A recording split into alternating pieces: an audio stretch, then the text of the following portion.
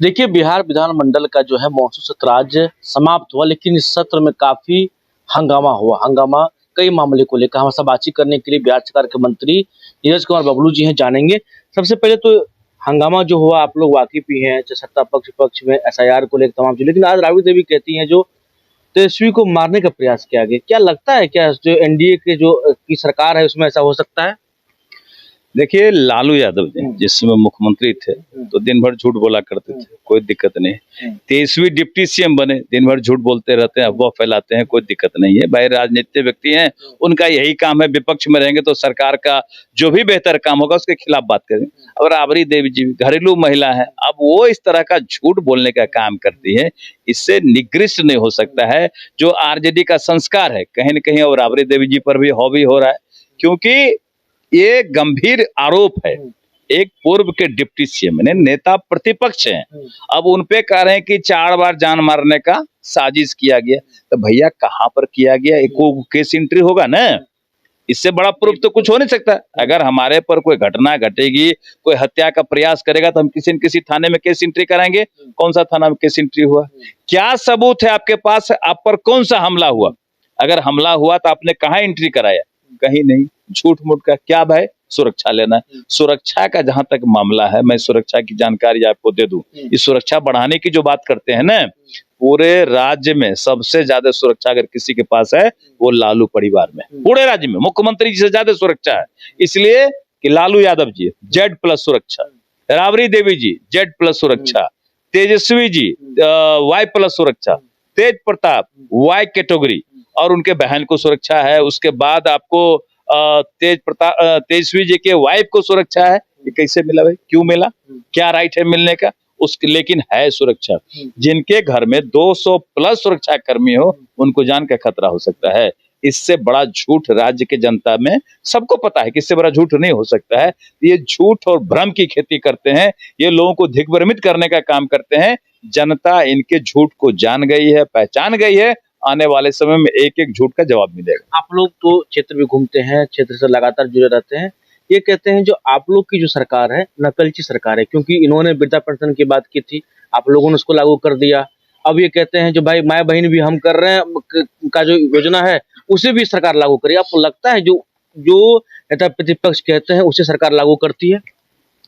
देखिए, जब मुंह से ही बोलना है, कहता है गांव में कहावत है, चमड़ा का मुंह है, मालगुजारी नहीं लगता बोलने में।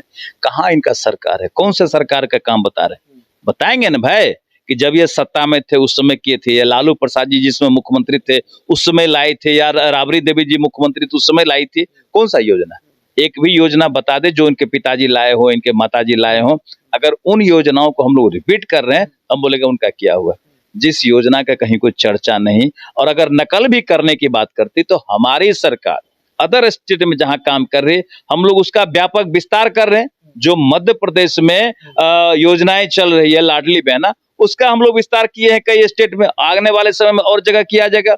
वृद्धा पेंशन हमारी सरकार है, 17-18 स्टेटों में हमारी सरकार है, जहां हम लोग इसको बढ़ा रहे हैं, तो यहाँ भी बढ़ाएंगे। केंद्र में हमारी सरकार है, माननीय प्रधानमंत्री जी जो काम कर रहे हैं वो पूरे देश देख रहा है। इन लोगों को करना कुछ नहीं है, होना जाना इनसे कुछ नहीं। अफवाह फैलाएंगे, भ्रम फैलाएंगे। जब ये डिप्टी सीएम थे, काहे उस समय कर दिए थे?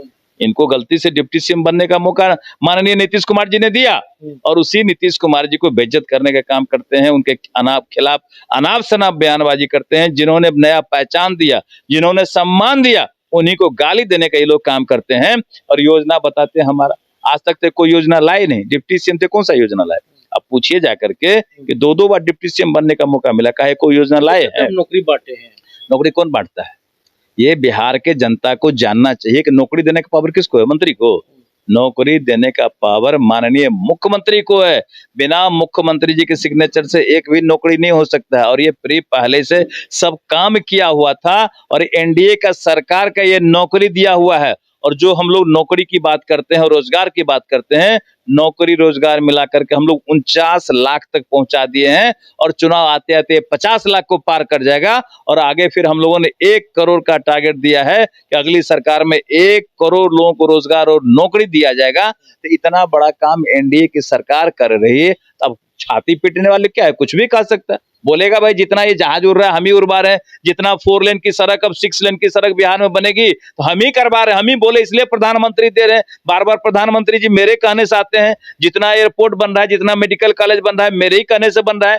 बिहार में सबसे ज्यादा पैसा अगर देश में आ रहा है तो कहेगा मेरे ही कहने से आ रहा है। भाई कहने का जो भी मन हो कह सकते हैं, ये लोग सिर्फ और सिर्फ झूठ की खेती करते हैं, अफवाह फैलाते हैं। इन अफवाह पे बिहार की जनता अब जाने वाली एक नहीं। अंतिम सवाल, देखिए एनडीए में आप लोग 5 पांडव है, लेकिन आप भी देखते होंगे चिराग पासवान लगातार रैली कर रहे हैं। देखिए पहले आरा में किए, राजगीर में, फिर छपरा में, मुंगेर में, अब कल गया में होने वाला है। क्या और उस रैली को लेकर जीतन राम मांझी की पार्टी और चिराग की पार्टी में भिड़ंत हो जाती है, तो क्या सब कुछ ठीक है एनडीए में?